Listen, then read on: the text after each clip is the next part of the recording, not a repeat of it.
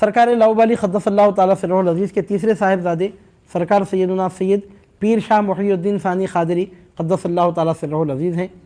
और आपके तज़किरे मुबारका के लिए हज़रत ग़ुलाम अली शाह क़ादरी ने इस तरह उन्वान क़ायम किया है, ख़ुतबतुल आरिफ़ीन ज़ुबदतुल कामिलीन फ़ख़्रुल मुतअख़्ख़िरीन क़िबला मुहक़्क़िक़ीन इमामुल मुरीदीन अल मुहिब्बीन आशिक़ हक़्क़ानी मक़बूल सुबहानी महबूब रब्बानी हज़रत सैयद शाह मुहियुद्दीन सानी अल मुलक़्क़ब मिन अल्लाह हज़रत पीर शाह साहब क़िबला क़द्दसल्लाहु ताला बिअसरारिहिल वदूद व नव्वरल्लाहु क़ुलूबना बिअनवारिहिश शुहूद। सरकार पीर शाह मुहियुद्दीन सानी क़ादरी क़द्दसल्लाहु ताला सिर्रुल अज़ीज़ सरकार लाउबाली के तीसरे साहिबजादे हैं। पीर शाह मुहियुद्दीन सानी के लक़ब से आप मशहूर व मारूफ़ हैं। जब आपने दुनिया में क़दम रखा तो सरकार लाउबाली क़द्दसल्लाहु ताला सिर्रुल अज़ीज़ मक़ाम विलादत पर जलवा फरमा हुए अपने साहिबजादे को दस्ते हक़ परस्त पर लेकर अदाई रसूम शरीयत यानी तकबीर व इक़ामत दी, पेशानी पर बोसा दिया और इरशाद फरमाया कि मेरे ये फ़र्ज़ंद सैयद मुहियुद्दीन 40 साल की उम्र में कि अय्याम बलागत तरीक़त में मर्तबा ख़ुतूबियत हासिल करेंगे और मुसाहिब ख़िज़र होंगे। सरकार पीर शाह मुहियुद्दीन सानी क़ादरी क़द्दसल्लाहु ताला सिर्रुल अज़ीज़ मादरज़ाद वली थे और बचपन ही से आपकी करामतें ज़ाहिर होने लगी थी। 7 साल की उम्र मुबारक थी कि आपके पिदर बुज़ुर्गवार का मकान तामीर हो रहा था। कारीगर ने शहतीर को अंदाजे से कुछ कम रखकर काट दिया, जिसका नतीजा निकला कि एक शहतीर कम पड़ रही थी, यानी साइज़ में कम पड़ रही थी और नज्जार इस फ़िक्र में थे कि उसके बजाय दूसरी लकड़ी फ़राहम करना पड़ेगा, यानी काटते वक्त अंदाज़ा सही क़ायम नहीं और छोटी काट वो शहतीर कुछ कम साइज़ की काट दी गई। अब नज्जार परेशान हुए कि दूसरी लकड़ी का इंतज़ाम करना पड़ेगा। हुस्न इत्तेफ़ाक़ से सरकार पीर शाह मुहियुद्दीन सानी क़द्दसल्लाहु ताला सिर्रुल अज़ीज़ मकतब से घर को तशरीफ़ लाए। 7 साल की आपकी उम्र मुबारक थी। लोगों को मुतरद्दद मुतफ़क्किर देखकर आपने दरियाफ़्त किया कि बात क्या है, लकड़ी को काम में क्यों नहीं ला रहे हैं। अर्ज़ किया गया कि सरकार साइज़ में कुछ कम हो गई है, अंदाज़ा गलत क़ायम हो गया, अब यह तूल में कम हो रही है। तो सरकार पीर शाह मुहियुद्दीन सानी ने फरमाया इसमें कौन सी बड़ी बात है। चुनांचे आपने लकड़ी का एक सिरा मजबूत पकड़कर अपनी तरफ खींचा और फरमाया अब नापो और देखो कि लकड़ी क्या तुम्हारे काम की हो गई। तो नाप कर क्या देखते हैं कि वाक़ियतन लकड़ी लंबी हो गई। ज़ाहिर सी बात है कि करामत है कि लकड़ी को पकड़ कर खींचने से लकड़ी लंबी तो नहीं होती, ये करामत है। इस तरह 7 साल की उम्र में आपकी करामत ज़ाहिर हुई। सरकार लाउबाली क़द्दसल्लाहु ताला सिर्रुल अज़ीज़ को इस बात का इल्म हुआ, पता चला कि इस तरह आपने लकड़ी को पकड़कर लंबी कर दी। तो सरकार लाउबाली फरमाने लगे कि अय्याम तिफ़ली में करामतें ज़ाहिर कर रहे हो, इससे मालूम होता है कि आइंदा तुम ख़मर नगर में हमारे पास ना रहोगे और यहाँ तुमको छोड़ा भी नहीं जाएगा। चुनांचे ऐसे ही हुआ कि पिदर बुज़ुर्गवार की वफ़ात के बाद आप हैदराबाद तशरीफ़ ले गए और वहीं सुकूनत इख्तियार की और वहीं के साहिब विलायत हो गए। यानी आपकी उम्र 7 साल की थी। सरकार लाउबाली ने फरमा दिया था कि ये करनूल में नहीं रहेंगे और वक्त आने पर बाद में ये बशारत इस तरह पूरी हुई कि आप बजानिब हैदराबाद तशरीफ़ ले गए। जब आपकी उम्र 12 साल की हुई तो सरकार लाउबाली ने एक रोज़ एक पैराहन मुबारक जो जुब्बे के नीचे आप पहना करते थे और एक रिवायत के मुताबिक सूफ़ियों की गोदड़ी, एक रिवायत के मुताबिक एक कफ़नी अपने फ़र्जंद दिलबंद को अता फ़रमाई और बैत से मुशर्रफ़ फरमाया। कफ़नी पहना कर बैत से मुशर्रफ़ फरमाया जबकि आपकी उम्र मुबारक 12 साल की थी। 12 साल की उम्र से 22 साल की उम्र तक सरकार पीर शाह मुहियुद्दीन सानी ने नेमत बातिनी अपने पिदर बुज़ुर्गवार से हासिल की। यानी मतलब ये कि आपकी खिदमत बाबरकत में मुसलसल हाजिर रहे, यहाँ तक कि जब सरकार लाउबाली ने विसाल फरमाया तो अल्लाह ताला की मशीयत के मुताबिक सरकार लाउबाली की फ़ातिहा अरबईन चहलुम शरीफ की फ़ातिहा के दिन हज़रत शेख अली सूफ़ी के घर तशरीफ़ ले गए और उनसे अपने वालिद माजिद का खिरक़े खिलाफत आपने हासिल फरमाया। और शेख अली सूफ़ी ने आपकी खिदमत में भी वही मारूज़ा पेश किया जो सरकार अब्दुल्ला अफ़ज़ल ख़दरी की खिदमत में पेश किया था कि शजरे में सरकार लाउबाली और सरकार पीर शाह मुहियुद्दीन सानी के नाम के दरमियान शेख अली सूफ़ी का नाम ना लिखा जाए। तो सरकार पीर शाह मुहियुद्दीन सानी ने पहले तो मना किया, लेकिन बाद में इसरार देख के राज़ी हो गए। यही वजह है कि शजरा जाते मूसविया में भी सरकार पीर शाह मुहियुद्दीन सानी क़ादरी और हज़रत सैयदना सरकार लाउबाली के नाम के दरमियान हज़रत शेख अली सूफ़ी का नाम नहीं लिखा जाता। صاحب لطائف اللطیف لکھتے ہیں کہ اسی وجہ سے جو شجر ان غلاموں اور کمترین خاک روبان آج جناب کو مرحمت ہوئے ہیں، اس میں شریف حضرت شیخ بظاہر عبارت میں اگرچہ کہا جاتا ہے، لیکن حقیقت میں آپ کے اسم مبارک کو ورد جان و دل و حرز ایمان کامل سمجھتے ہیں اور حضرت شیخ کو اپنا پیشوا شمار کرتے ہیں۔ مطلب یہ کہ ان کی خواہش تھی، اس واسطے نام نہیں لکھا جاتا، ورنہ وہ تو ہمارے پیروں میں شامل ہیں۔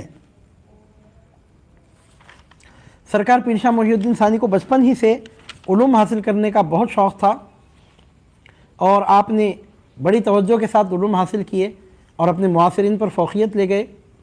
اس کے بعد پھر علوم باطنی اپنے والد بزرگوار سے آپ نے حاصل کیے، مجاہدات وغیرہ فرمائے، ریاضتیں کی، ترک و تجرید میں آپ کا کوئی نظیر نہیں تھا۔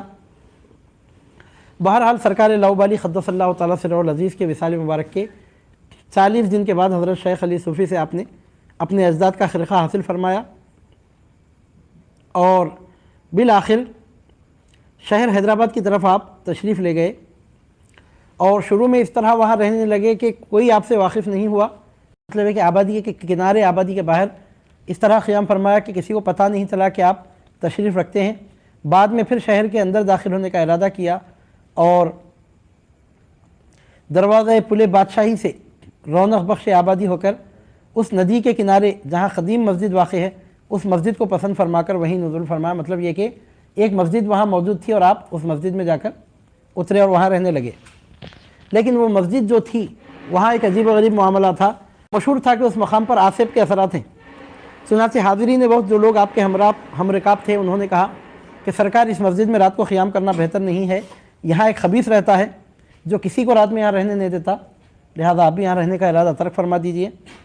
شہر کے لوگ رات کا کچھ حصہ گزرنے کے بعد یہاں رہنا تو دور کی بات ہے، یہاں کے قریب سے گزرتے بھی نہیں ہیں، اور بعض لوگوں نے آپ کو اطلاع دی کہ اس گنبد کے صاحب اور اس مسجد کا بانی ملک عنبر نامی تھا، جو مرنے کے بعد اب خبیث ہو گیا ہے وہ، اور لوگوں کو راستہ چلتے وقت تکلیفیں پہنچاتا ہے، بلکہ لوگوں کو ہلاک کر دیتا ہے اور اکثر لوگوں کو 2 ٹکڑے کر کے مسجد کی بولی میں پھینک دیتا ہے، لہذا آپ اس مسجد میں قیام نہ فرمائیں، کیونکہ اس مسجد میں ایک خبیث رہتا ہے، ملک عنبر نامی خبیث یہاں پہ رہتا ہے، اور اس کا معاملہ یہ ہے کہ اکثر راستہ چلنے والے لوگوں کے ساتھ وہ اس طرح چھیڑ چھاڑ کرتا ہے کہ راستہ چلنے والوں کو تکلیفیں پہنچاتا ہے اور بعض کو تو ہلاک کر دیتا ہے اور بعض لوگوں کو تو 2 ٹکڑے کر کے بولی میں پھینک دیتا ہے، مسجد کی بولی میں ڈال دیتا ہے۔ اور ان لوگوں نے سرکار پیر شاہ محی الدین ثانی کی خدمت میں عرض کیا کہ اگر آپ دیکھنا چاہتے ہیں تو مسجد کی بولی میں جا کر دیکھ لیجئے کہ کتنے انسانوں کی ہڈیاں اس میں پڑی ہوئی ہیں اور یہ کتنا خطرناک عاصب ہے، لہذا حضرت یہاں پر تشریف نہ رکھیں۔ اور مزید تفصیل بیان کرتے ہوئے ان لوگوں نے کہا کہ کہیں قریب میں اس کی خبر بھی ہے، ملک عنبر کی، وہ جو خبیث ہو گیا اس کی خبر یہیں قریب میں ہے، اور اس کا طریقہ یہ ہے کہ آدھی رات کے بعد وہ اپنی خبر کے باہر نکلتا ہے اور لوگوں کے سامنے ظاہر ہوتا ہے، اور جب باہر آتا ہے تو اس کی شکل اتنی خطرناک ہوتی ہے کہ دیکھنے میں 2 آدمیوں کے برابر وہ اس کا خط نظر آتا ہے، اور اپنی پنڈلی کھول کر لوگوں کی آمد و رفت کے راستے میں کھڑا ہو جاتا ہے۔ الغرض بہت عجیب و غریب کریہ اس کی شکل نظر آتی ہے، اور یہ بہت بلند نعرے لگاتا ہے، چیختا ہے، پکارتا ہے، اور روزانہ اس کی خبر سے توبہ توبہ کی آواز سنائی دیتی ہے جس کے سننے سے عالم تباہ ہو جاتے ہیں۔ الغرض ان لوگوں نے اتنا خطرناک قسم کا نقشہ کھینچا۔ خلاصہ کلام یہ عرض کیا کہ آپ یہاں پر اس مسجد میں تشریف نہ رکھیں تو بہتر ہے۔ سرکار پیر شاہ محی الدین ثانی نے اتنا تفصیلی بیان سننے کے بعد ارشاد فرمایا کہ جہاں بلا اور آصب ہو فقیروں کے رہنے کی وہی جگہ ہوتی ہے۔ اتنا کچھ بیان سننے کے بعد آپ نے اس کا کوئی اثر قبول نہیں کیا اور فرمایا کہ بلا اور آصب جہاں ہوتی ہے فقیروں کے رہنے کی وہی جگہ ہوتی ہے۔ اس کے بعد آپ نے رات کو مزید وہیں قیام کرنے کا ارادہ فرما لیا، اور جس راستے سے گزرتے ہوئے لوگ ڈرتے تھے آپ تنہا اس مسجد کے اندر رات گزارنے کا آپ نے ارادہ فرمایا، اور 1 رات دن تک گنبد میں موجود رہے، لیکن نہ ملک عنبر سامنے آیا، نہ کوئی چیخ پکار کی، نہ کوئی عجیب و غریب بات دیکھنے میں آئی۔ 24 آورس مکمل ہوئے، 1 دن مکمل گزرا، 1 رات مکمل گزر گئی، لیکن کوئی چیز دیکھنے میں نہیں آئی۔ ایک روایت میں ہے کہ جس خبر میں وہ مدفون تھا وہ خبیث ہو گیا تھا، آپ نے ایک ٹھیکری پر ایک نقش لکھ کر اس کے لوہے مزار پر رکھ دیا، اس کے بعد سے وہ خبر سے آواز نکلنا بھی بند ہو گئی، اور بتایا جاتا ہے کہ اس دن سے آج تک پھر اس کو کسی نے نہ خبر کے باہر نکلتے ہوئے دیکھا، نہ آواز لگاتے ہوئے دیکھا، نہ پھر اس نے کسی کو اذیت پہنچائی۔ بالآخر سرکار پیر شاہ محی الدین ثانی قدس اللہ تعالیٰ سرہ العزیز کچھ دنوں تک اسی مسجد میں معتکف رہے، اور اسی وقت آپ نے فرمایا کہ یہیں میں آپ کا مرقد منور بھی ہوگا، یعنی مطلب یہ کہ غالباً یہ وہی مسجد ہے جو آپ کے روضہ انور میں آج بھی موجود ہے، وہیں کہیں قریب میں قبرستان میں اس خبیث کا مزار تھا، لیکن اس کے بعد سے اس کی ایذا رسانی کا سلسلہ قطعی طور پہ ختم ہو گیا، پہلی ہی رات سے یہ سلسلہ موقوف ہو گیا۔ سرکار پیر شاہ محی الدین ثانی قادری قدس اللہ تعالیٰ سرہ العزیز جب اس مسجد میں معتکف ہوئے تو اکثر فقراء آپ کے ساتھ تھے۔ 2-3 دن کے بعد ان فقراء نے گزارش کی کہ حضرت مسجد میں اعتکاف فرماتے ہیں اور عبادت میں مشغول ہیں، لیکن ہم بھوک سے بیتاب ہو گئے ہیں۔ فرمایا کہ ساتھیو استقامت سے کام لو، دیکھو کہ غیب سے کیا فتوحات حاصل ہوتے ہیں، الصبر مفتاح الفرج آیا ہے۔ دوسرے روز مقرر ان فقراء نے گزارش کی کہ سرکار اب طاقت بشری باقی نہیں رہی، آپ ادھر مسجد میں معتکف ہیں اور ادھر ہمارا بھوک سے برا حال ہو رہا ہے۔ تو آپ نے فرمایا فکر کی بات نہیں ہے، تم اسی طرح حاضر رہو، روزانہ بستر کے نیچے ہاتھ ڈالو، نقد 2 روپے مل جایا کریں گے۔ کہتے ہیں کہ اس روز سے درویشوں کا یہ دستور تھا، مقررہ وقت پر حضرت کے بستر کے نیچے سے 2 روپے لے لیا کرتے اور ان کے پورے دن کا کھانے پینے کا خرچہ نکل جاتا۔ ایک مدت تک اسی طرح عمل درآمد ہوتا رہا۔ بعد میں لوگوں کو اس بات کی اطلاع ہو گئی تو اب آپ نے ان فقراء کو گدائی کرنے کا حکم دیا اور غیب سے درویشوں کی نظر غائب ہو گئی۔ سرکار پیر شاہ محی الدین ثانی قادری قدس اللہ تعالیٰ سرہ العزیز کا ایک خاص طریقہ یہ بھی رہا کہ آپ نے عام خاص لوگوں کو بیعت نہیں کروائی۔ بتایا جاتا ہے کہ آپ کے صرف 11 مرید تھے اور 11 کے 11 کو آپ نے مرتبہ ولایت پر فائز فرمایا تھا۔ 11 لوگوں کو بیعت لی اور 11 کے 11 کے سروں پر ولایت کا تاج سجا کے چھوڑا۔ آپ کے صرف 11 مرید تھے۔ جیسا کہ سرکار لاؤبالی کے حالات میں عرض کیا جا چکا ہے کہ سرکار لاؤبالی اور سرکار میرا حسین قادری بغدادی ایک ساتھ ہندوستان کی جانب تشریف لے آئے تھے، اور جب جدائی ہو رہی تھی تو دونوں کے درمیان یہ گفتگو ہوئی تھی کہ ہماری ملاقات تو نہیں ہوگی لیکن خرابت کا رشتہ ہمارے درمیان قائم ہوگا۔ حالانکہ اس وقت دونوں نوجوان تھے، لیکن وہ بات مستقبل کے متعلق تھی۔ ایسے ہی ہوا جب سرکار پیر شاہ محی الدین ثانی مستقلاً حیدرآباد منتقل ہو گئے تو سرکار میرا حسین قادری بغدادی کے صاحبزادے حضرت سید شاہ عبد القادر ملکہ پوری کو پتہ چلا کہ سرکار لاؤبالی کے صاحبزادے یہاں حیدرآباد میں جلوہ فرما ہے، تو انہوں نے اپنی صاحبزادی بی بی صاحبہ سے آپ کا رشتہ طے کیا، اور اس طرح سرکار پیر شاہ محی الدین ثانی قادری قدس اللہ تعالیٰ سرہ العزیز سرکار میرا حسین قادری بغدادی کے گھرانے کے داماد ہو گئے، اور اس طرح سرکار لاؤبالی کے اور سرکار میرا حسین قادری بغدادی کے خانوادوں میں جسمانی رشتہ بھی قائم ہو گیا۔ سرکار پیر شاہ محی الدین ثانی قادری قدس اللہ تعالیٰ سرہ العزیز کے 3 صاحبزادے تھے۔ بڑے صاحبزادے حضرت سید شاہ عبد المحی الدین قادری جو اپنے والد ماجد سے پہلے وصال فرما گئے اور لنگر حوض کی درگاہ میں مدفون ہیں، اور دوسرے صاحبزادے آپ کے حضرت سید شاہ عبد اللطیف ثانی ہیں جو آپ کے روضہ انور میں آپ کے حجرہ مبارکہ کے اندر مدفون ہیں، اور آپ کے تیسرے صاحبزادے حضرت پیر پاشا قادری تھے جو رجال الغیب میں شامل ہو گئے۔ اکثر آپ پر جذب کے آثار طاری رہتے تھے۔ ایک دن اچانک آپ عام لوگوں کی نظروں سے اوجھل ہو گئے، اور بزرگان سلسلہ نے بتایا ہے کہ وہ اس وقت رجال الغیب میں شامل ہیں، اور عام لوگوں سے پھر اس کے بعد سے ان کی ملاقات نہیں ہوئی۔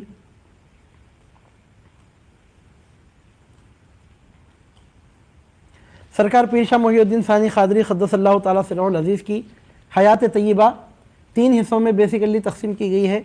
24 سال کی عمر تک آپ کرنول میں رہے، اور پھر حیدرآباد تشریف لے جانے کے بعد آپ نے حضرت میرا حسین بغدادی کی پوتری سے نکاح فرمایا۔ پھر 24 سال آپ نے شادی شدہ ازدواجی زندگی گزاری۔ تو کرنول کے 24 سال، پھر حیدرآباد کو تشریف لے جانے کے بعد ازدواجی زندگی کے 24 سال، اس طرح 48 ایئرس ہوتے ہیں۔ اس کے بعد 91 ایئرس کی آپ کی عمر تھی، تو 91 - 48 = 43۔ اس کے بعد کے جو 43 سال آپ کی زندگی میں رہے وہ آپ نے بالکل تجرید میں گزارے، یعنی مطلب یہ کہ اب اس کے بعد سے پھر آپ گھر میں نظر نہیں آتے تھے بلکہ آبادیوں سے دور ویرانوں میں رہنا آپ پسند فرماتے تھے۔ 24 سال کی عمر تک کرنول میں رہے، پھر حیدرآباد گئے، نکاح فرمایا، 24 سال تک ازدواجی زندگی گزاری، اولاد ہوئی، بچوں کی پرورش ہوئی، بچے بڑے بڑے ہو گئے، میاں بیوی کے تعلقات رہے، نارمل زندگی گزاری۔ اس کے بعد جب 48 ایئرس کی آپ کی عمر ہو گئی تو پھر آپ نے اپنے گھر کے رہنے کو خیر بات کہہ دیا اور ویرانوں کی جانب تشریف لے گئے۔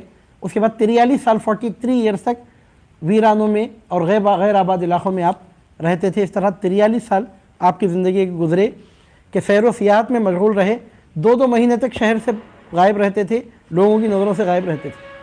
कभी जी चाहता तो घर को तशरीफ़ लाते, अपने घर वालों से मुलाकात करते, जी चाहता तो चंद रोज़ रहते, फिर वापस चले जाते। कभी जल्दी आते, कभी देर से आते, कभी एक साथ 2-2 महीने गायब रहते और किसी को मालूम नहीं रहता कि इस वक्त अब आप कहाँ तशरीफ़ फरमा रहते हैं।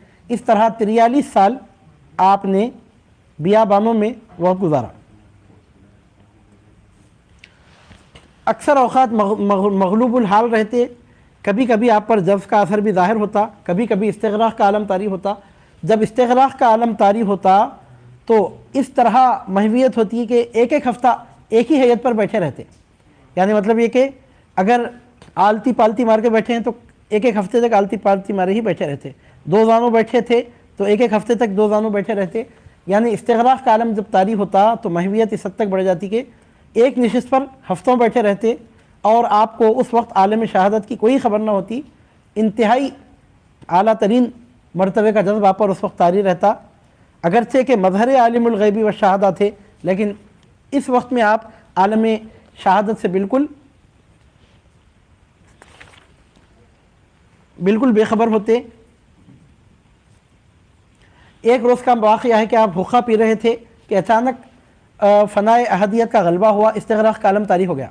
नॉर्मल हालत में थे, हुक्का पी रहे थे कि अचानक महवियत का आलम तारी हुआ और इस्तिग़राक़ का आलम तारी हुआ, जिसका नतीजा निकला कि हुक्के की आग दस्ते मुबारक पर पड़ी, हाथ जलने लगा, चिंगारी हाथ की हड्डी तक पहुँच गई, लेकिन आपको पता तक नहीं चला, इस्तिग़राक़ी में रहे। अलगर्ज़ जब चमड़ा जलने की बो ख़रीब के लोगों को आने लगी तो एक दरवेश जो तरके दुनिया करके आपकी खिदमत में हाजिर रहा करते थे और उनको आपने खिरख़े फ़ख्र अता फ़रमाया था, लेकिन अभी तक उनका कोई नाम नहीं रखा था। आपके नज़दीक आकर उन्होंने देखा कि आप हालत इस्तिग़राक़ में हैं, दस्ते मुबारक मशल की तरह जल रहा है और आपको ख़बर तक नहीं है।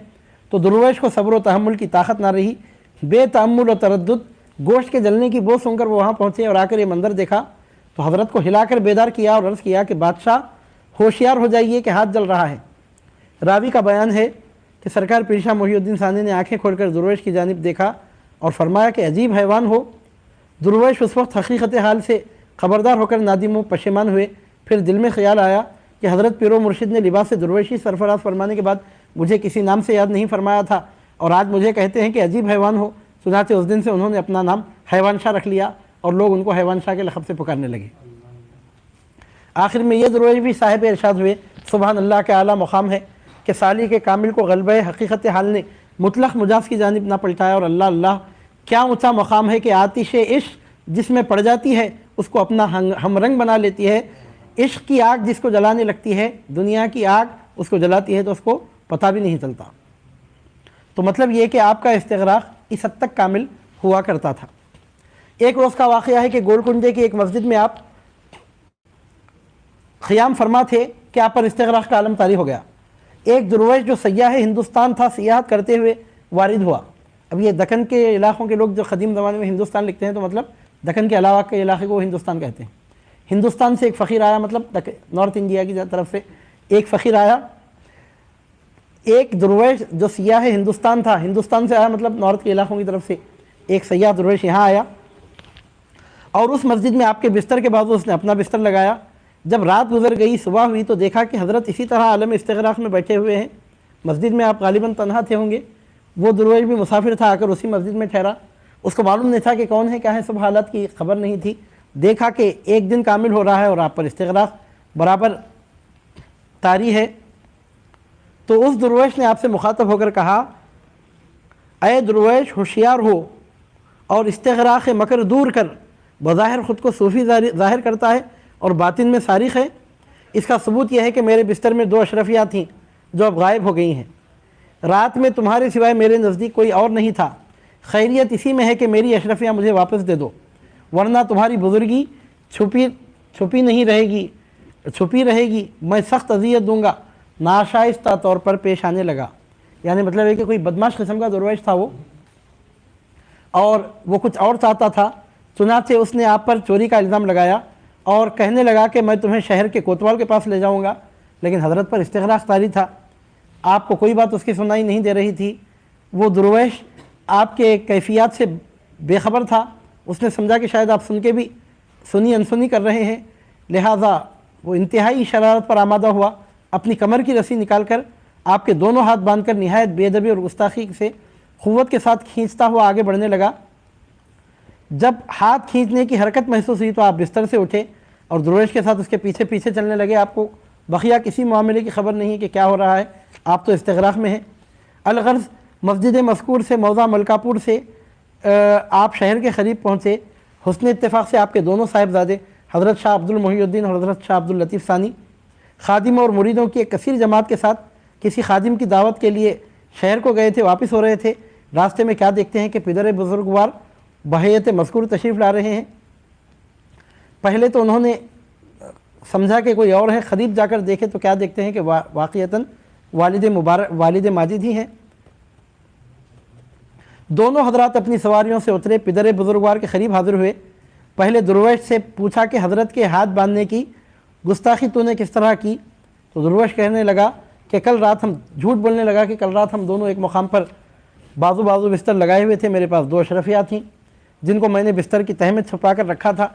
वो दोनों अशरफियाँ गुम हैं, मेरे नज़दीक उनके सिवा और कोई नहीं था। मेरा गालिब गुमान यह है कि उन्होंने ही अशरफियाँ ले ली हैं।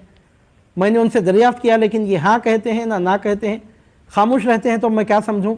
लिहाजा उनको कोतवाल के पास ले जा रहा हूँ ताकि सज़ाए वाकई दिलाऊँ।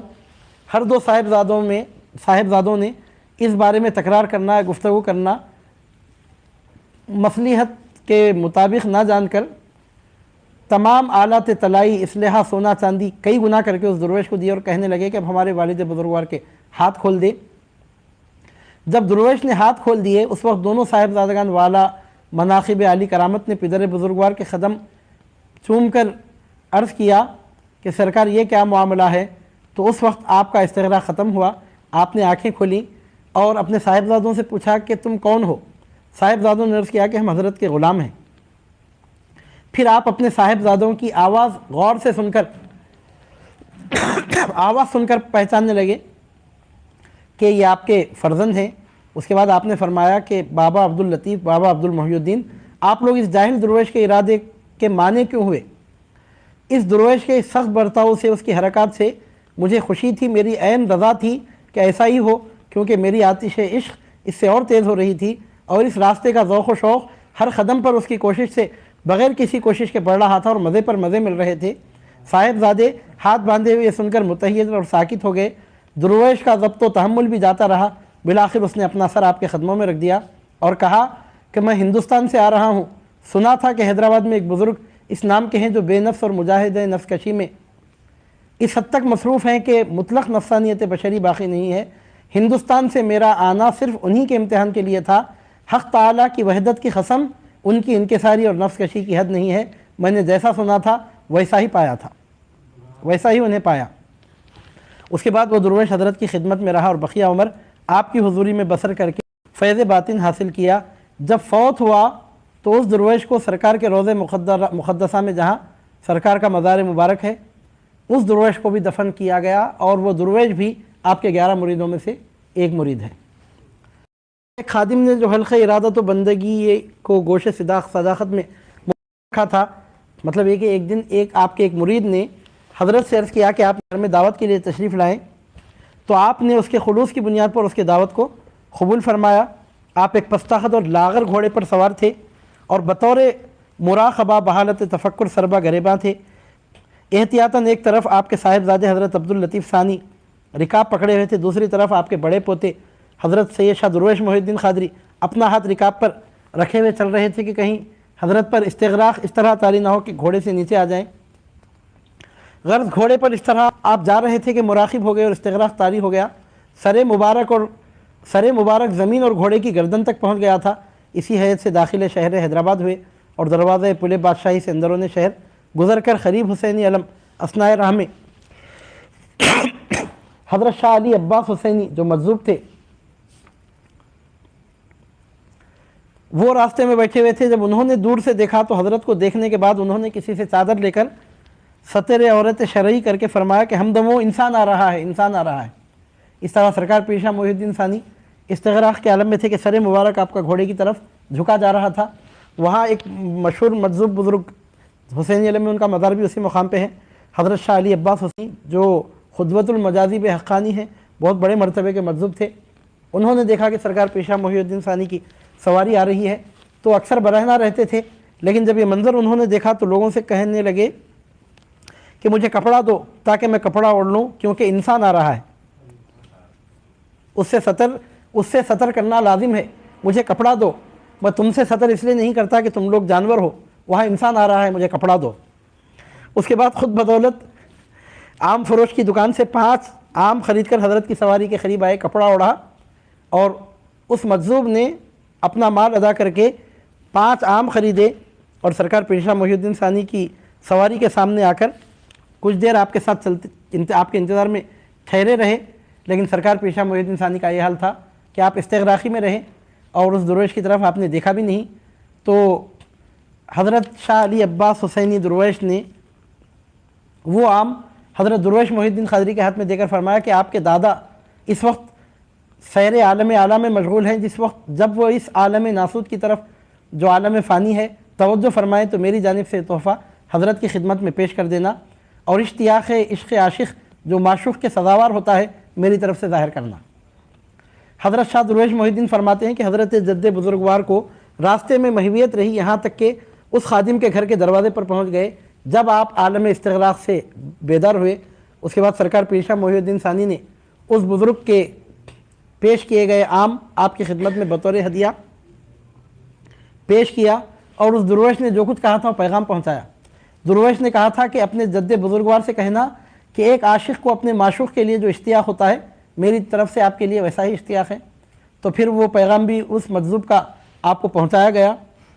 تو سرکار پیر شاہ محی الدین ثانی نے آم لے کر دیر تک وہ آم سونگتے گئے اور فرمانے لگے، بابا غلام درویش شاہ علی عباس کتنا اچھا مجذوب ہے کہ اس میں عشق کی حلاوت ہے، یعنی ان کے عشق کی حلاوت آموں میں سونگنے لگے جس کو ان کے ہاتھ لگے تھے۔ راوی کا بیان ہے کہ ان دونوں بزرگوں میں بس یہی ایک بظاہر ملاقات ہوئی، اگرچہ کہ باطن میں دیرانہ مواصلت قلبی حاصل تھی، لیکن حضرت مجذوب موصوف زمانے آخر میں حضرت کے معاصر تھے۔ اس واقعے کے چند دنوں بعد سرکار پیر شاہ محی الدین ثانی نے رحلت فرمائی، جو مجذوب کی جوانی کا زمانہ تھا۔ بعض لوگ کہتے ہیں کہ حضرت کی فاتح سیوم میں شاہ مجذوب حاضر تھے اور بآداب صوفیانہ چند پھول مزار انور پر رکھ کر واپس ہوئے، یعنی مطلب ہے کہ اکثر وہ جذب کے عالم میں رہنے والے تھے، دنیا وما فیہا کی ان کو خبر نہیں ہوتی تھی، لیکن آپ کی خدمت میں انہوں نے آم خرید کر پیش کیے۔ پھر جب ان کو پتہ چلا کہ آپ کا انتقال ہوا تو پھر کچھ پھول خرید کر آپ پر لا کر انہوں نے پیش کیے تھے۔ یعنی مطلب یہ کہ مجذوب حضرات کو عام طور پر دوسرے لوگوں کی طرف قطعی توجہ نہیں ہوتی، لیکن وہ مجذوب آپ کے ایسے عاشق ہو گئے تھے کہ اس طرح آپ کی جانب وہ مائل ہوتے ہوئے نظر آ رہے تھے۔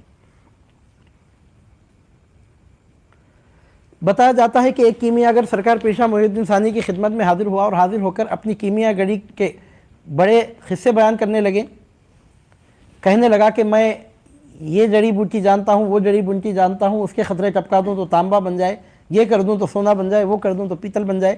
سرکار پیر شاہ محی الدین ثانی خاموش سنتے رہے۔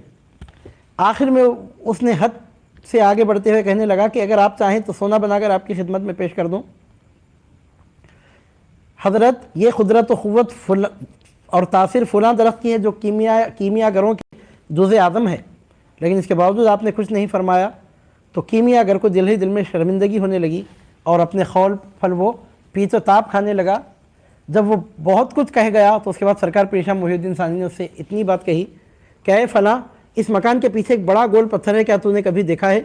کیمیا گر نے کہا ہاں جانتا ہوں، بارہا دیکھتا رہتا ہوں۔ حضرت سرکار پیر شاہ محی الدین ثانی نے فرمایا کچھ دیر ٹھہرو پھر دیکھو کیا ہوتا ہے۔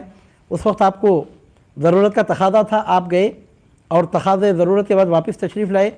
پیشاب کے چند خطرے اس بڑے گول پتھر پر پڑے تھے۔ آپ نے کیمیا گر کو یاد فرمایا، پوچھا اب دیکھ کے پہچانو یہ وہی پتھر ہے کہ دوسرا ہے؟ تو کیمیا گر نے کہا پتھر تو وہی ہے لیکن خالص سونا بن گیا ہے۔ تو سرکار پیر شاہ محی الدین ثانی نے فرمایا کہ جب صناع حقیقی نے یہ صنعت ہمیں عطا کی ہے تو ہم تمہارے جیسے کیمیا گروں کی کیمیا گری لے کے کیا کریں۔ سرکار پیر شاہ محی الدین ثانی قدس اللہ تعالیٰ سرہ العزیز کے پوترے حضرت شاہ درویش محی الدین قادری روایت کرتے ہیں کہ ایک مرتبہ کا واقعہ ہے کہ سرکار پیر شاہ محی الدین ثانی نے اپنے پوتے غلام علی حضرت سیدنا درویش محی الدین قادری سے کہا بابا غلام درویش تمہارے پاس کچھ پیسے ہیں؟ تو انہوں نے عرض کیا دادا حضرت 4-5 پیسے حاضر ہیں۔ فرمایا ان پیسوں سے روٹی اور حلوہ فروش کی دکان سے خرید کر لاؤ، مجھے کام ہے۔ سرکار درویش محی الدین قادری فرماتے ہیں کہ 4-5 پیسے میرے پاس تھے، حلوہ فروش کی دکان پر گیا، حلوہ اور روٹی خریدی اور لے کر پھر دادا حضرت کی خدمت میں واپس پہنچا، فرمانے لگے میرے پیچھے پیچھے چلو۔ اب وہ روٹی اور حلوہ لے کر پیچھے پیچھے چلنے لگے۔ شاہ درویش محی الدین قادری فرماتے ہیں چند قدم میں چلا تھا، ایسا محسوس ہونے لگا کہ زمین پیروں کے نیچے سے طے ہو رہی ہے۔ کچھ دیر نہ گزری تھی کہ ہم آبادی کے بہت باہر نکل گئے، چند ہی قدم میں طے فی کی کرامت کا ظہور ہوا۔ وہ فرماتے ہیں اس کے بعد کیا ہوا کہ کالا کتا نمودار ہوا جو بہت لاغر اور کمزور تھا۔ جب وہ کتا سرکار کے قریب آیا تو آدمی کی طرح ہاتھ پر ہاتھ رکھ کر بیٹھ گیا۔ حضرت نے فرمایا کہ بابا غلام درویش، اب اس لقمے ماں حضر کو جو تمہارے ساتھ ہے اس کتے کے سامنے رکھ دو، اور کسی جگہ مٹی کا کوئی ٹوٹا ہوا برتن لا کر اس میں پانی بھی اس کے سامنے رکھ دو۔ سرکار درویش محی الدین ثانی فرماتے ہیں کہ فقیر نے حزب الحکومت جد امجد عمل کیا۔ حضرت اس کتے کے نزدیک کھڑے رہے۔ جب کھانے پینے کے بعد جب رنگل کا رخ کیا تو حضرت شہر واپس ہوئے۔ وہ فرماتے ہیں میں نے بہت چاہا کہ ضبط کروں، ممکن نہ ہوا۔ ایک کتے کے لیے آپ نے طے فی الارض فرمایا اور اس طرح بیابان میں تشریف لے گئے اور اس کے کھانے پینے کا انتظام فرمایا۔ کتا بھی عجیب ہے کہ انسانوں کی طرح ہاتھ باندھ کے ٹھہر رہا ہے۔ تو فرماتے ہیں میں ضبط نہ کر سکا، دریافت کر بیٹھا کہ دادا جان معاملہ کیا تھا۔ اگر حضرت بیان نہیں فرمائیں گے تو پوری زندگی مجھے یہ بات ذہن میں رہ جائے گی کہ آخر واقعہ کیا ہے، لہذا بیان فرما دیں۔ تو آپ نے فرمایا کہ تم میرے رازدار ہو، تم سے کہنا تو ضروری ہے۔ پھر فرمایا کہ یہ ایک ولایت کے خطب تھے جو مجھ سے ملنے آئے تھے، ان کو یعنی اس قوم کو صوفیہ کی اصطلاح میں سر اللہ کہتے ہیں۔ جب تک میں زندہ رہوں اس راز کو آشکارا نہ کرنا۔ وہ کتا کوئی معمولی کتا نہیں تھا، در حقیقت وہ ایک الہی کے خطب ہے، اور صوفیہ کی اصطلاح میں ایسے اخطاب کو سر اللہ کہتے ہیں۔ جب تک میں زندہ رہوں کسی سے اس واقعے کو ظاہر نہ کرنا۔ تو سرکار حضرت درویش محی الدین قادری فرماتے ہیں کہ ولایت کے خطب تھے، لیکن سرکار پیر شاہ محی الدین ثانی کی خدمت میں بطور سگ انہوں نے حاضری دی تھی۔ ایک روز حضرت شیخ میران صاحب جو اپنے زمانے میں بڑے جفار، علم دعوت و جفر میں بڑے کامل تھے، امتحان کی غرض سے سرکار پیر شاہ محی الدین ثانی کی خدمت میں حاضر ہوئے اور آ کر ڈینگیں مارنے لگے کہ اس علم کی یہ مہارت ہے، اس علم کا وہ قاعدہ ہے، اس علم میں وہ کمال ہے، یہ قاعدہ ہے، ایسا ہے ویسا ہے۔ سرکار پیر شاہ محی الدین ثانی قدس اللہ تعالیٰ سرہ العزیز نے قطعی طور پر اس جفار کی طرف توجہ نہیں فرمائی۔ جب آپ نے قطعی طور پر توجہ نہیں کی تو اس جفار کو بہت برا معلوم ہوا اور وہ جفار آپ کا دشمن بن گیا اور جا کر اس نے آپ پر سحر کیا اور ایک بہت بڑا اژدہا بنا کر اس نے آپ کی طرف روانہ کیا۔ پہلے تو آیا، ملاقات کی، اپنے فن کا مظاہرہ کرتا رہا، لیکن آپ نے قطعی طور پر اس کی طرف توجہ نہیں کی تو اس کو بہت برا معلوم ہوا، دشمن بن گیا اور جا کر اپنی جادوگری کے زور سے بہت بڑا اژدہا بنا کر آپ کی جانب بھیجا۔ اور اتفاق کی بات ہے کہ اس وقت آپ ضرورت سے فارغ ہوئے تھے اور وضو کی حالت میں بھی نہیں تھے، بے وضو تھے اس وقت، ابھی وضو کرنا باقی تھا کہ وہ اژدہا آپ پر اٹیک کرنے کے لیے آیا۔ جب وہ اژدہا آپ پر اٹیک کرنے کے لیے آیا تو آپ اس وقت حالت وضو میں نہیں تھے، اور ایسے وقت اس قسم کا وار بہت سخت ہوتا ہے، لیکن آپ نے ایسی حالت میں بھی نہ یہ کہ کوئی دعا وغیرہ پڑھی، کوئی وظیفہ وغیرہ پڑھا، بلکہ صرف انگلی سے اشارہ فرمایا کہ جہاں سے آیا ہے جا کر اسی پر اٹیک کر دے، صرف انگلی سے اشارہ فرمایا۔ نتیجہ یہ نکلا کہ وہ اژدہا پھر جس تیزی کے ساتھ آیا تھا اسی تیزی کے ساتھ واپس اس جفار کی طرف گیا، اور وہ عامل جو عمل پڑھنے میں مصروف تھا خود اس کے عمل سے آنے والا اژدہا اسی کی طرف پلٹا اور اس کا سر پکڑ کر پھاڑ ڈالا اور تمام اعضائے بدن غصے سے کاٹ کر اس کی ہڈیوں کو تک ریزہ ریزہ کر دیا۔ اس کی موت واقع ہو گئی۔ جب صبح ہوئی دستور کے مطابق شاگرد حاضر ہوئے، استاد کے باہر نکلنے کا انتظار کرنے لگے۔ وقت گزرتا گیا، استاد باہر نہ نکلا تو مجبوراً وہ لوگ اندر گئے۔ اندر جا کر کیا دیکھتے ہیں کہ استاد محترم تو موجود نہیں ہے، حجرے کے اندر ایک مٹھی ہڈیاں پڑی ہوئی ہیں جو ریزہ ریزہ ہیں۔ وہ لوگ سمجھ گئے کہ معاملہ کیا ہوا ہے۔ پھر سرکار پیر شاہ محی الدین ثانی کی خدمت میں معروضہ پیش کیا گیا کہ اس طرح اس عامل کا برا خاتمہ ہوا، تو آپ نے فرمایا کہ اس کا منہ وہ مجھ سے مقابلہ کرنے کے لیے آیا تھا۔ اس کے بعد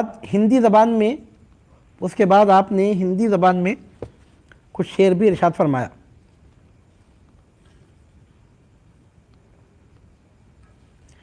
بتایا جاتا ہے کہ حضرت کے آخری زمانے میں نواب رستم دل خاں مرحوم، فرزند جاں سپاری خاں مشہدی، जो सुल्तान अबुल हसन ताना शाह की जानिब से नाज़िम बल्द हैदराबाद थे।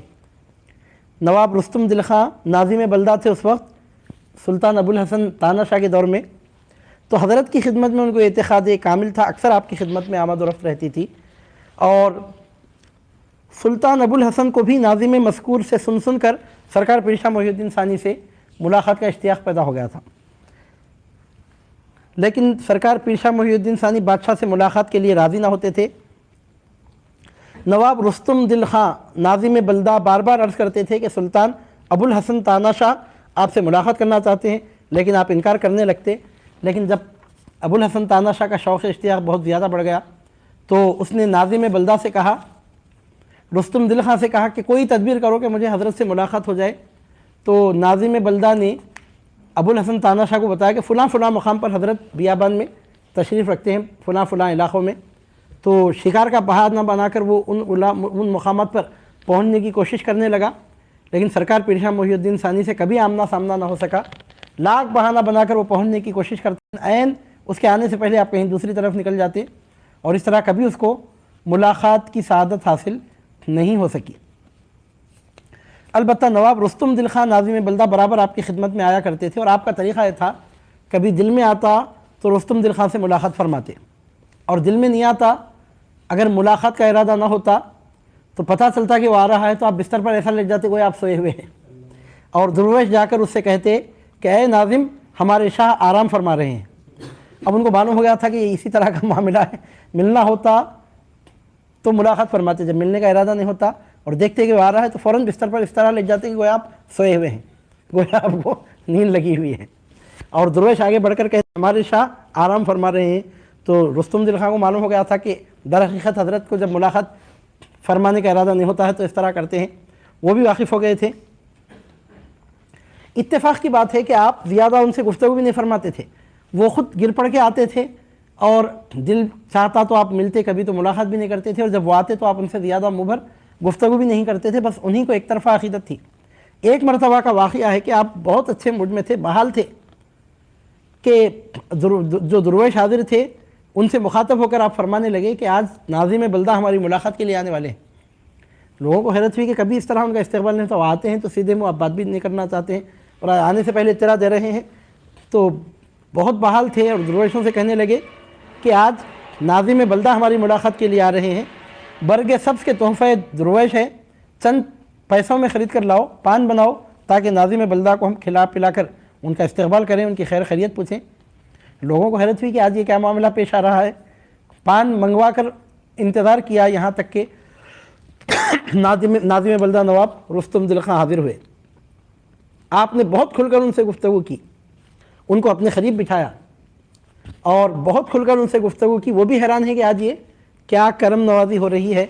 और हज़रत ग़ुलाम अली शाह क़ादरी लिखते हैं कि नाज़िम मौसूफ़ अपने आबा व अजदाद के अक़ायद के ख़िलाफ़ अहले सुन्नत व जमात से थे। उनके आबा व अजदाद शिया थे होंगे गालिबन, ये अपने आबा व अजदाद के मसलक से हटकर अहले सुन्नत वल जमात से ताल्लुक़ रखते थे, सुन्नी हो गए थे ये। तो सरकार पीर शाह मोहिउद्दीन सानी ने उनको करीब बुलाया, बिठाया, उनको पान खिलाया। तो नाज़िम बल्दा ने देखा कि आज हज़रत बहुत मेहरबान है और ख़िलाफ़ तवक्को इस तरह गुफ्तगू फरमा रहे, तो फ़ौरन उठकर हाथ बांधकर वो खड़े हो गए। सरकार पीर शाह मोहिउद्दीन सानी ने फरमाया कि चाहते क्या हैं? अर्ज़ किया कि ग़ुलाम की एक आरज़ू है। फरमाया कहो।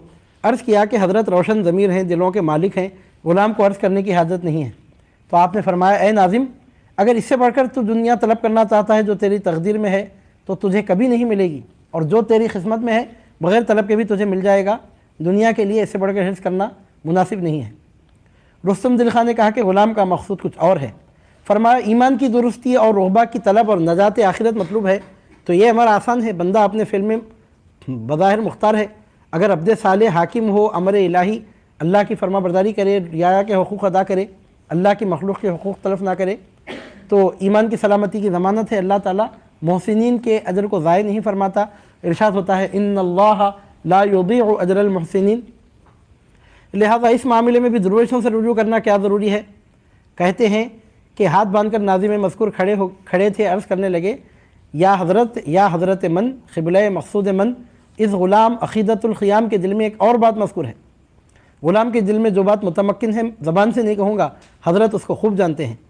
उस पर आपने फरमाया ए रुस्तुम दिल खां, सियाक़ कलाम से ऐसा ज़ाहिर होता है कि तलब मौला मकसूद है। खान मज़कूर ने कहा वाक़ियतन यही अमर मकसूद है, जैसा कि हज़रत का इरशाद हुआ। फरमाया ए खान मुइज़, अगर खुदा की तलब है और इस रास्ते का आज़म रखता है तो क्या जो कुछ मैं कहूँगा तुम अमल करोगे? तो खान ने कहा जो इरशाद होगा बंदे की सादत उसी में है, दिल जान से बजा लाएगा। फरमाया अब जिस शान शौकत से तुम आए हो इसी तरह पूरी शान शौकत के साथ अपने घर को वापस जाओ और वहाँ से दुनियावी हशमत और शौकत छोड़कर हाथी अम्मारी फ़ील हाथी की सवारी छोड़कर धोबी के गधे पर आधा मुँह सफ़ेद और आधा मुँह काला करके गली कूचों में फिरने वाले हुजूम के हमरा को लेकर अपने मकान से फ़कीर रुस्वा अवाम तक आकर फ़कीर के सामने आओ। यानी मतलब ये कि उनके सर में जो हुकूमत का तकब्बुर समाया हुआ था उसका गोया आपने इलाज करना चाहा। फरमाया कि धोबी के गधे पर बैठकर आधा मुँह सफ़ेद आधा मुँह काला करके लोगों की गुज़रगाहों से होते हुए इस तरह गधे पर बैठकर आना कि तुम्हारा मुँह गधे की पुश्त की तरफ रहे, गधे की पुश्त की तरफ तुम्हारा मुँह रहे, इस तरह आओ। तो नवाब रुस्तुम दिल खां जो तहिए क़िस्मत अज़ली थे, क़िस्मत में उनकी सादत नहीं थी, अर्ज़ करने लगे सरकार ये एक बात छोड़ के अब आप दूसरी बात बयान फरमाइए, जो कहेंगे उस पर अमल करूँगा। आपने फरमाया दूसरी बात यह है कि आइंदा से फिर मुझसे मुलाकात ना करना। उसने मुकर्रर अर्ज़ किया कि सरकार कोई और बात फरमाइए, उसकी ज़रूर तामील करूँगा। फरमाया ए फ़लाने, इस वक्त फ़कीर के रूबरू से चला जा, जो होना था हो गया। और कमाल जलाल से आपके रुखसार सुर्ख हो गए और टिमटिमाने लगे।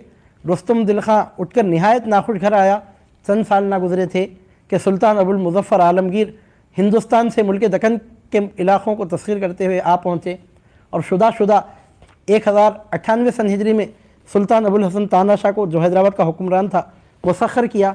चंद महीने हैदराबाद में रहकर उसके बाद सल्तनत हैदराबाद मोहम्मद काम बख्श के तफवीज़ करके रुस्तुम दिल खां को उसकी तरफ से जो लायक़ वज़ारत था उनका नायब मुक़र्रर किया और फिर सुल्तान औरंगज़ेब आलमगीर बजानिब दहली वापस तशरीफ़ ले गए। आखिरुल अमर आलमगीर हैदराबाद पर मुसल्लत हुआ। उसकी वफ़ात के बाद बहादुर शाह बादशाह तख्ते दहली पर बैठा और मोहम्मद काम बख्श जिसको आलमगीर ने हैदराबाद जिसको तफवीज़ किया था, मोहम्मद काम बख्श को पयाम सुलह देकर बहादुर शाह बादशाह ने अपनी खिदमत में तलब किया। आज़म शाह से उसको दिली इत्तेहाद था, उसने कबूल नहीं किया। अब बहादुर शाह उधर दहली के तख्त पर बैठ गया था और ये आज़म शाह का आदमी था, औरंगज़ेब के शहज़ादे आज़म शाह का आदमी था। उसने बहादुर शाह की पेशकश को कबूल नहीं किया। बिलाखिर आगे चलकर ऐसे हालात हुए कि उसकी हुकूमत मतलब ये कि वो बहुत गड़बड़ में आए और उसके साथ उनका बहुत बुरा हाल हुआ और रुस्तुम दिल खां की भी बहुत बुरी गत बनी और इस तरह उनका बहुत बुरा खातिमा हुआ।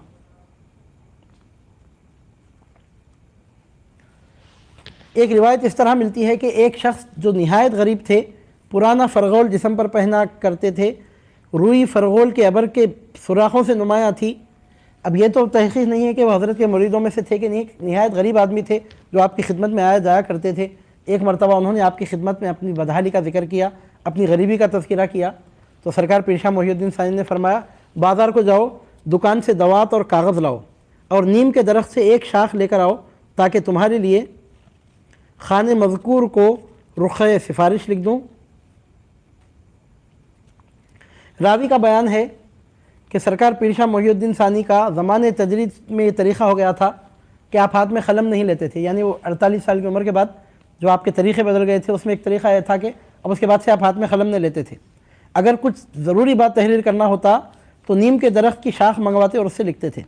अलगरज़ उस सिपाही की कामयाबी का वक्त आ चुका था, उसने फ़ौरन तीनों अशिया फ़राहम कर दी और आपने खाने मज़कूर के नाम यानी मतलब ये कि नवाब रुस्तुम दिल खां के नाम गालिबन आपने एक इंतहाई आरिफाना इबारत लिखी और वो रुखा देकर फरमाया कि फ़लाँ के पास जाओ और देखो कि क्या होता है।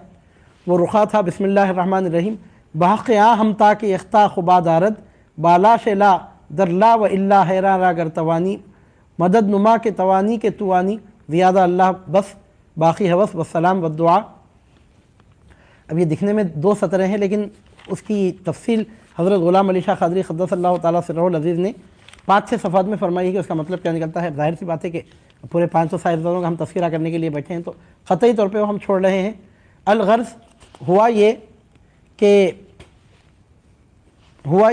कि वो मफलूकुल हाल शख्स सरकार पीर शाह मोहिउद्दीन सानी का नाम गिरामी लेकर خانِ موصوف کی خدمت میں آیا، وہاں سے ان کی سواری گزر رہی تھی، خانِ موصوف حضرت کی تحریر کے نہج سے، ان کی دستخط، آپ کی دستخط سے آشنا تھے، فوراً رخے کو سر پر رکھ کر اس کا مضمون اپنی فہم کے مطابق سمجھا اور اسی وقت اپنی خاص سواری کا گھوڑا ان کو عطا کر دیا، گھر میں لے جا کر خلعت فاخرہ دیا، خوب مال و دولت عطا کی اور ان کو اپنا مقرب بنا لیا۔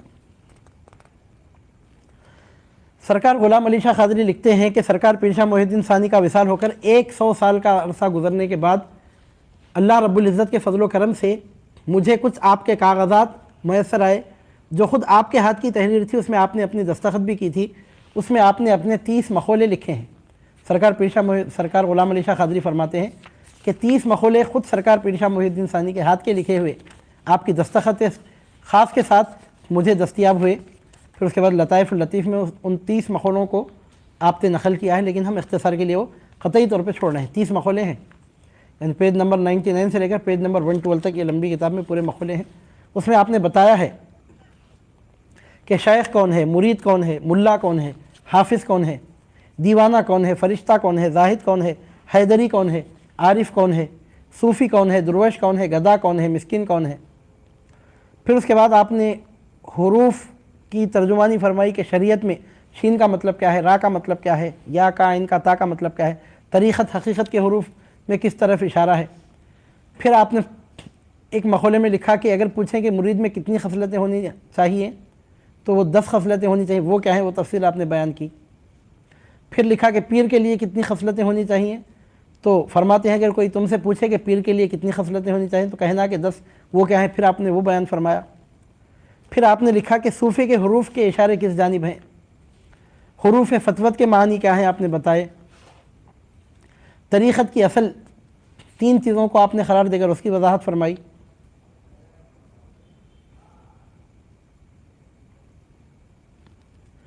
اور 21ویں مقولے میں آپ لکھتے ہیں کہ حضور نبی کریم صلی اللہ علیہ وسلم کے پاس علی کی تعریف کی گئی کہ وہ پانی پر چلتے ہیں، فرمایا اگر یقین بڑھ جائے تو پانی پر چلے۔ یہ اشارہ آپ نے اپنے یقین کی جانب کیا، جیسا کہ علی ولی اللہ نے کہا پردہ اٹھ بھی جائے تو میرے یقین میں اضافہ نہیں ہوگا۔ پھر آپ نے لکھا کہ سالک راہ فقیر کون ہے، پھر طریقت کے مقام 4 ہیں، وہ کیا ہیں وہ آپ نے بتایا۔ پھر ذکر لا الہ الا اللہ اور ذکر محمد الرسول اللہ کو ثابت کرنے کے نتیجے کیا نکلتے ہیں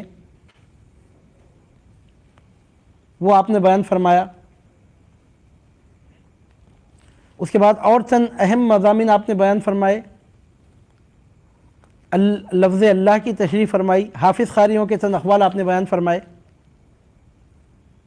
اور اس میں تو باقاعدہ آپ نے ایک فقہ کا مسئلہ بیان فرمایا ہے، یعنی مطلب ہے کہ 30 مقولوں میں سے ایک مقولہ ہے حافظ قاریوں کے اقوال کے بارے میں، اس میں درمیان میں ایک فقہ کا مسئلہ بیان فرمایا ہے کہ ایک قاعدہ سن کہ تجھے اس سے خیرت میں فائدہ ہوگا، فا واو یا کا اگر حرف ماقبل ساکن ہو اور تو اس کو ظاہر نہ کرے تو تیری نماز فاسد ہوگی۔ پھر روح کی 3 قسمیں آپ نے بیان فرمائی، روح جاری، روح مقیم، روح امین، پھر اس کی وضاحت بیان فرمائی۔ پھر مرتبہ ہویت کا آپ نے تذکرہ کیا، پھر اہل اللہ اپنی خودی سے کس طرح خلاصی پاتے ہیں، اس کے کیا نتائج نکلتے ہیں وہ آپ نے بیان کیا، لیکن یہ پوری بحث ہم اس وقت چھوڑ رہے ہیں، کیوں؟ اختصار کے لیے۔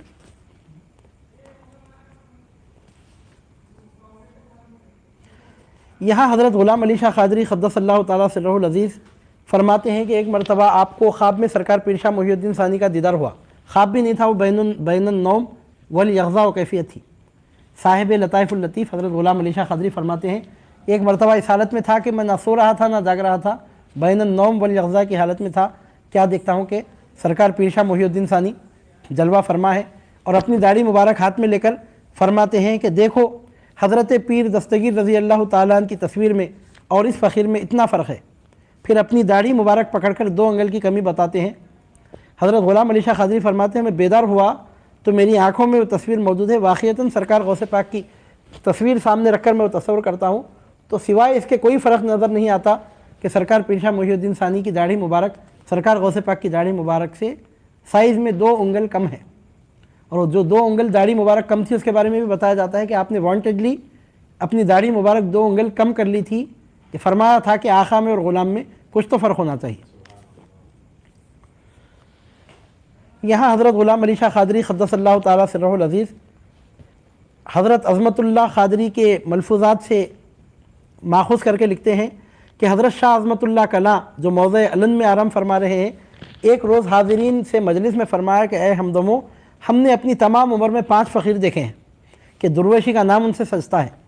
हाज़रीन ने पूछा, सरकार वो बुज़ुर्ग कौन है, कहाँ रहते हैं? तो फरमाया, हिंदुस्तान में मैंने 12 साल सफ़र किया और हिंदुस्तान में मुझे 2 फ़कीर नज़र आए और दोनों के दोनों हज़रत जुनैद बगदादी के औलाद में से थे। फिर मैं जब हिंदुस्तान से मुल्क दक्कन की तरफ आया तो यहाँ मुझे 3 फ़कीर नज़र आए। उनमें 2 फ़कीर सरकार गौसे पाक की औलाद में, एक शाह मोहिउद्दीन सानी, दूसरे शाह अब्दुल लतीफ़ सानी बीजापुरी। और फरमाया कि 5वें फ़कीर को मैंने सैयद मोहम्मद गेसू दराज बंदा नवाज़ के औलाद में देखा है, जिनका नाम शाह नदीमुल्लाह हुसैनी है, और उनसे मुझे सिलसिले चिश्तिया बंदा नवाजिया में ख़िरक़े खिलाफत भी हासिल है। साहिब लताइफ़ुल लतीफ़ लिखते हैं कि ख़वारिक़ अज़मतुल्लाह की इस इबारत से सरीह मालूम होता है कि सरकार पीर शाह मोहिउद्दीन सानी और हज़रत शाह अज़मतुल्लाह क़ादरी हम असर थे, और दूसरे उनके मलफूज़ से ज़ाहिर है कि उनके दरमियान हैदराबाद में मुलाक़ात जिस्मानी हुई। मुअख्खिर ज़िक्र यानी हज़रत अज़मतुल्लाह क़ादरी बहुत बड़े साहिब करामत बुज़ुर्ग थे, अक्सर मुर्दों को ज़िंदा होने की करामत उनसे ज़ाहिर होती रहती थी। तो हज़रत अज़मतुल्लाह क़ादरी फरमाते हैं कि ज़िंदगी भर, उम्र भर में पूरे हिंदुस्तान और पूरे मुल्क दक्कन में मैंने 5 फ़कीर देखे। 2 फ़कीर हिंदुस्तान में नज़र आए जो जुनैद बगदादी की औलाद में थे, और 3 दक्कन में, जिनमें से 2 सरकार गौसे पाक की औलाद में, एक पीर शाह मोहिउद्दीन सानी, एक शाह अब्दुल लतीफ़ सानी बीजापुरी, चिता और भतीजे, और दूसरे और एक फ़कीर सरकार बंदा नवाज़ की औलाद में नज़र आए, जिनका नाम हज़रत नदीमुल्लाह हुसैनी है। अलगर्ज़ सरकार पीर शाह मोहिउद्दीन सानी क़ादरी क़द्दसल्लाहु तआला सिर्रुल अज़ीज़ की उम्र मुबारक 91 साल की हुई। जैसा कि हमने आपके सामने अर्ज़ किया कि अपनी ज़िंदगी के आखिरी 43 ईयर्स आपने सहरा नवर्दी में गुजार दिए। सरकार लौबली ने पहले ही फरमाया था कि मेरा फ़र्ज़न फ़लाँ वक्त में मुसाहिब ख़िज़र होगा, तो उसके बाद आप आबादियों से बाहर रिजालुल ग़ैब में और हज़रत ख़िज़र अलैहिस्सलाम के साथ वक्त गुजारने लगे। बिलाखिर 91 ईयर्स की जब आपकी उम्र हुई तो वीरानों से पलट के फिर आप उसी मस्जिद में तशरीफ़ लाए जिस मस्जिद में आपने करनूल से हैदराबाद तशरीफ़ ले जाने के वक्त क़ियाम फरमाया था, जहाँ मलिक अंबर खबीस रहता था, और इसी वक्त आपने फरमा दिया था कि यहीं मैं मदफून भी होने वाला हूँ। वहीं आप तशरीफ़ लाए और 7 दिन बीमार रहे, साहिब फ़िराश रहे, 7 दिन तक बिस्तर पर रहे, और 7वें दिन एक रिवायत के मुताबिक 1105 सन हिजरी में आपने पर्दा फरमाया। और उस वक्त की बात बयान की जाती है कि बादशाह आलमगीर दूसरी बार हैदराबाद आए हुए थे। उसी वक्त सरकार पीर शाह मोहिउद्दीन सानी का इंतकाल हुआ, और रुस्तम दिल खां नाज़िम बल्दा जो औरंगज़ेब के शहज़ादे आज़म शाह के नहायत क़रीबी मुसाहिब भी रहे, उनको बादशाह का तक़र्रुब हासिल था। आलमगीर को सरकार पीर शाह मोहिउद्दीन सानी से मुलाकात का बहुत शौक़ हो गया था। उन्होंने नवाब रुस्तम दिल खां से कई मरतबा कहा था, लेकिन सरकार पीर शाह मोहिउद्दीन सानी ने इजाज़त नहीं दी थी। जब पीर शाह मोहिउद्दीन सानी का विसाल हुआ तो औरंगज़ेब आलमगीर उस वक्त हैदराबाद में थे। उनको जब पता चला तो उन्होंने कहा कि बादशाही आशुर खाने के सहन में जो सलातीन क़ुतुब शाही का तामीर करदा है, आपके मदफन की जगह मुक़र्रर की जाए। रुस्तम दिल खां से कहा कि हज़रत को वहाँ दफन किया जाए और जनाजा जामिया मस्जिद शाही में लाया जाए। इंशाअल्लाह हम भी खुफिया रास्ते से जनाजे में हाज़िर होंगे और नमाज जनाजा पढ़ेंगे। बहुक्म सुल्तानी सहन आशुर खाने क़ुतुब शाही में ख़बर के लिए एक मुकाम पर कुछ जगह खोदी गई। क्या देखते हैं कि एक बहुत बड़ा पत्थर निकला जो पूरी ख़बर को घेरा हुआ था। मजबूरन दूसरे मुकाम पर ख़बर के लिए जगह खोदी गई तो वहाँ से भी बहुत बड़ा पत्थर निकला तो पूरी जगह को घेरा गया था। तीसरी जगह ख़बर खोदी गई तो यही मामला हुआ। 3-4 जगह ये मामला पेश आया तो चारों नाचार बादशाह से अर्ज़ किया गया कि ज़िल्लुल्लाह आ हज़रत के कमाल और जलाल का हाल रुस्तम दिल खां की ज़बानी आप सुन चुके हैं। हज़रत ने जिस जगह रहलत फरमाई है आप वहीं दफन होना चाहते हैं, आपकी मर्ज़ी वहीं की है। चुनांचे सरकार पीर शाह मोहिउद्दीन सानी को वहीं गुस्ल दिया गया और नमाज जनाज़ा सहने मज़कूर में अदा करके मस्जिद की जानिब शुमाली जानिब आपको दफन किया गया। रजब की 4 तारीख़ को सरकार पीर शाह मोहिउद्दीन सानी ने एक रिवायत के मुताबिक 1105 हिजरी को दुनिया से पर्दा फरमाया। सरकार पीर शाह मोहिउद्दीन सानी के 3 साहिबजादे थे। बड़े साहिबजादे हज़रत सैयद शाह अब्दुल मोहिउद्दीन क़ादरी थे, उन्हीं से आपकी औलाद फ़ी ज़माना आपकी औलाद का सिलसिला जारी और सारी है। दूसरे साहिबजादे हज़रत अब्दुल लतीफ़ सानी थे, उनकी औलाद का सिलसिला था लेकिन आगे चल के ख़त्म हो गया, अब आपकी कोई औलाद बाकी नहीं। तीसरे साहिबजादे हज़रत पीर पाशा क़ादरी थे जो मजज़ूब कामिल और साली के वासिल थे। 17-18 سال کی عمر تک سالک معلوم ہوتے تھے، لیکن اس کے بعد جذب نمایاں ہونے لگا۔ اکثر اوقات زہریلی چیزیں جیسے کہ سنبل فار وغیرہ کھا لیتے لیکن کچھ اثر نہ ہوتا۔ ایک دن اچانک آپ غائب ہو گئے، آج تک کسی کو نہیں معلوم کہ آپ کہاں تشریف لے گئے ہیں۔ اندازہ آپ کے بارے میں ہے کہ آپ رجال الغیب میں شامل ہو گئے ہیں۔ تو سرکار غوث پاک رضی اللہ تعالیٰ عنہ کی عمر مبارک کے مطابق آپ کی عمر مبارک 51 سال کی ہوئی۔ سرکار غلام علی شاہ قادری لکھتے ہیں جیسا کہ اوپر گزرا، حضرت سید شاہ محی الدین ثانی بعمر 91 سال بمطابق عمر شریف حضور غوث الثقلین رضی اللہ عنہ واصل بحق ہوئے۔ 24 سال کی عمر میں کرنول سے حیدرآباد رونق افروز ہوئے۔ کم و بیش 24 سال چند ماہ تک باتباع سنت نبوی عائلی زندگی بسر کی۔ اس کے بعد 43 سال تک 43 ایئرس تک جو ایام تکمیل ہیں عالم تجرید و تفرید میں مستغرق بعالم بقا رہے، یہاں تک کہ دنیا کی کسی چیز سے آپ کا کوئی تعلق نہ رہا۔ حد تو یہ ہے کہ کتابیں پڑھنا بھی آپ نے ان دنوں میں ترک فرما دیا تھا۔ کبھی کبھی اگر طبیعت میں رغبت ہوتی تو شاہ علی کاٹوں دہنی کا دیوان یا کتاب خوب ترن یا امواج خوباں جو اس کی شرح ہے ملاحظہ فرماتے تھے، لیکن اس کے بعد تو یہ کتابیں بھی نظر سے ہٹ گئی تھیں۔ تجرید کے زمانے میں آپ کا لباس کھادی کا جبہ ہوتا تھا، کندھا ٹوپی شیرخوار بچوں کی طرح جو ان کے کانوں تک رہتی ہے پہنا کرتے تھے۔ ایک قبضہ شمشیر ہمیشہ اپنے ساتھ رکھتے تھے، یعنی تلوار ہمیشہ ہاتھ میں رکھا کرتے تھے۔ ظاہر سی بات ہے کہ بیابانوں میں رہتے تھے تو حفاظت کے لیے بھی رکھنا مناسب تھا ہوگا غالباً، تو ہمیشہ تلوار اس کے بعد ہاتھ میں رکھا کرتے۔ اور ان دنوں میں آپ کا معاملہ یہ تھا کہ آنکھیں خواب آلود رہتی، مستی ظاہر ہوتی رہتی، مراقب بیٹھا کرتے۔ عالم استغراق و فنائے احدیت کا اس قدر غلبہ ہوتا کہ بسا اوقات لوگوں کو پہچان بھی نہیں سکتے تھے۔ اس سے پہلے یہ بات گزر چکی ہے کہ 2 مہینے آپ شہر سے غائب رہا کرتے تھے اور کسی کو معلوم تک نہیں ہوتا تھا کہ آپ کہاں تشریف رکھتے ہیں۔ بعض وقت ایسا ہوتا کہ 1 مہینہ کامل اس طرح گزرتا کہ عالم استغراق میں اس طرح بیٹھے رہتے کہ حیت بھی نہ بدلتی۔ اکثر اوقات کچکول بنجے کے غار میں مشغول بحق رہتے تھے، جہاں اب تک آپ کے چلہ گاہ کا مقام موجود ہے۔ اس مقام پر کسی عقیدت مند نے ایک عمارت چوکنجی نما تعمیر بھی کی ہے۔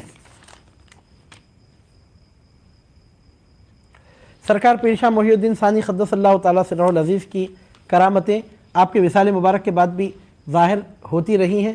آپ کے مریدوں میں ایک صاحب تھے جن کا نام تھا ابو محمد، بڑے صادق الاعتقاد تھے، اور وہ جو قوم زرتار گراں سے تھے اور شکر فروشی بھی کیا کرتے تھے، شکر بیچتے تھے، شکر کے کاروباری تھے۔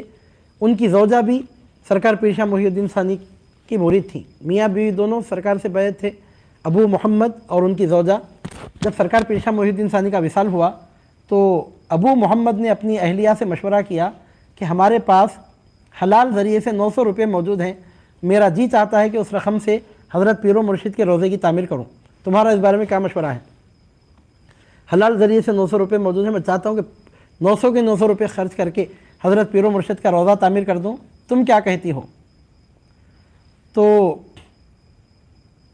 ان کی زوجہ نے کہا کہ ہم لوگ روزگار پیشہ اور غریب و بے مقدور ہیں، اتنی رقم ہم نے زندگی بھر میں جمع کی ہے، بار بار اس طرح مال جمع ہونا مشکل ہے، بہتر یہ ہے کہ یہ مال ہم اپنے پاس ہی رکھیں، انشاءاللہ سرکار پیر شاہ محی الدین ثانی کے روضہ مبارک کی تعمیر کے لیے کچھ نہ کچھ غیبی مدد ہو جائے گی۔ اب ابو محمد اپنی بیوی سے کچھ کہہ نہیں سکے، دل میں تو تھا کہ روضہ مبارک تعمیر کروں، لیکن بیوی نے ایسی معقول گفتگو کی کہ اب کچھ بول نہیں سکے، خاموش رہ گئے۔ رات ہوئی تو آپ خواب میں کیا دیکھتے ہیں کہ سرکار پیر شاہ محی الدین ثانی اپنی مرخد کی جگہ کھڑے ہوئے ہیں اور ابو محمد اپنی عادت کے مطابق ہاتھ باندھے ہوئے حاضر ہیں، اور سرکار پیر شاہ محی الدین ثانی فرماتے ہیں کہ اے ابو محمد، تم نے ہمارے روضے کی تعمیر کا جو ارادہ کیا ہے وہ نیک کام ہے، اس میں دیر نہ کرو، لیکن اپنی رقم سے نہیں بلکہ جس جگہ تم نے 900 روپے رکھے ہیں اسی جگہ اور 900 روپیوں کی پوٹلی ہے وہ کھولو اور اس سے ہمارے روضے کی تعمیر کرو، خدا تعالیٰ تجھے تیری نیت کی جزا دے گا۔ ابو محمد کہتے ہیں میں نیند سے بیدار ہوا اور اپنی بیوی سے جو خواب دیکھا تھا بیان کیا کہ حضرت پیر و مرشد نے میرے معاملے میں کرم فرما کر ایسا حکم دیا ہے۔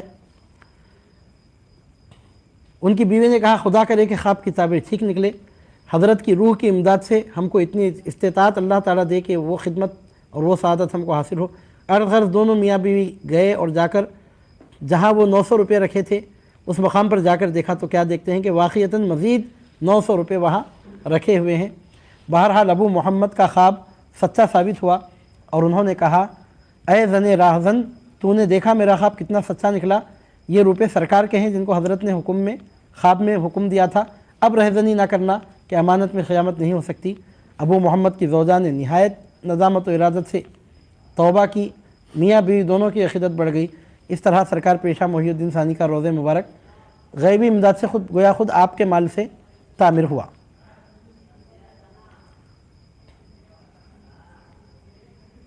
حضرت غلام علی شاہ قادری لکھتے ہیں کہ موسیٰ ندی کو بعض مرتبہ طغیانی ہوئی تو جس کے نتیجے میں آپ کی ایک کرامت ظاہر ہوئی کہ طغیانی کے پانی کی یورش کے باوجود غلاف، مرقد انور، صندل، مزار مطہر، چینی کے بڑے بڑے کٹورے اور روزے کے فرش کے پتھروں کو ان کی جگہ سے طغیانی بھی حرکت نہیں دے سکی۔ وہ اپنی جگہ پر اس طرح موجود رہے کہ انہیں جنبش تک نہیں ہوئی، اگرچہ کہ دوسری عمارتیں جیسے حصار درگاہ، فصیل شہر وغیرہ بنیاد سے اکھڑ گئے، لیکن روزہ مبارک کا سامان طغیانی کے باوجود محفوظ رہا۔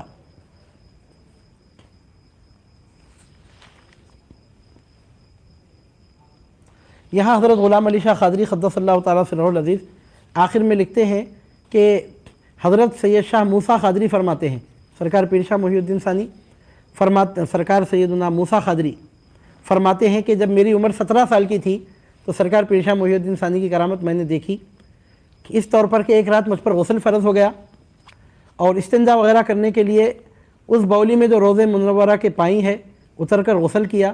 غسل کے بعد سونے کا دست بند جو میرے پاس تھا نامعلوم حرکت سے باولی میں گر پڑا۔ چاندنی رات تھی، میں نے اپنی آنکھوں سے دیکھا کہ طلائی دست بند باولی کے بیچ میں گرا ہے۔ میں نہایت فکر زدہ اور متردد تھا۔ دل میں یہ بات آئی کہ اگر سویرے یہ بات لوگوں پر ظاہر ہو گئی تو لوگ میری اس بات پر اعتبار اور تصدیق نہیں کریں گے، کچھ اور گمان کرنے لگیں گے۔ سوچنے لگا کہ کیا تدبیر کروں۔ مجبوراً باولی کے بالائی زینے پر جو مقابل روضہ منورہ ہے آ کر نہایت صدق سے حضرت کی جناب میں عرض کیا کہ حضرت کی ذات روشن ضمیر ہے، میرا دست بند مجھے مرحمت فرمائے، ناواقف لوگ میرے متعلق بدزنی نہ کریں۔ غرض یہ گزارش کر کے بستر پر آیا۔ فرماتے ہیں کچھ رات باقی تھی، اپنے بچھونے پر سو گیا۔ جب صبح صادق ہوئی، نیند سے اٹھا اور تکیے کو اٹھایا تو کیا دیکھتا ہوں کہ وہ دست بند جو باولی میں گر گئی تھی میرے تکیے کے نیچے موجود ہے۔ نہایت خوشی اور مسرت حاصل ہوئی کہ اپنے میں نہ رہا، مان کامل ارادت اور تمام عقیدت سے روضہ مقدس میں آ کر شکریہ کا آداب بجا لایا۔ اب ایک آخری کلمات یہاں پر لکھ رہے ہیں، سرکار غلام علی شاہ قادری فرماتے ہیں کہ سرکار موسیٰ قادری فرماتے ہیں کہ ایک روز حسب عادت میں روضہ منورہ میں اپنی جگہ بیٹھا ہوا تھا۔ درگاہ شریف کے قریب چند غریب لوگوں کے گھر تھے اور ان مکانوں کی عورتیں ایک دوسرے کے ساتھ گالی گلوچ کیا کرتی تھیں، لا یعنی گفتگو، لڑائی جھگڑے کیا کرتی تھیں۔ سرکار موسیٰ قادری فرماتے ہیں کہ طبیعت متنفر ہو گئی اور دل ہی دل میں نے سوچا کہ اس لیے اکثر اہل اللہ نے آبادی سے دور جنگل میں اپنا مدفن اختیار کیا تاکہ لوگوں کے تلطف سے محفوظ رہیں اور ان کی آوازوں سے بچے رہیں۔ ہمارے حضرت نے اپنا مدفن بلدہ میں اختیار کیا جو مناسب نہیں معلوم ہوتا ہے، وسوسہ قلب مبارک میں گزرا۔ سرکار موسیٰ قادری فرماتے ہیں کہ میرے قلب میں وسوسہ گزرا، ہمدم و یقین جانو کہ اسی ہفتے میں دریائے موسیٰ کی ایسی طغیانی ہوئی کہ اطراف و جوانب میں پانی اس قدر زیادہ آیا کہ پورے مکانات بہہ گئے اور اس کے بعد اطراف کا حصہ خالی ہو گیا۔ تو بہرحال مطلب یہ کہ سرکار پیر شاہ محی الدین ثانی کے کرامتیں، آپ کے تصرفات آپ کے دنیا سے تشریف لے جانے کے بعد بھی جاری و ساری ہیں۔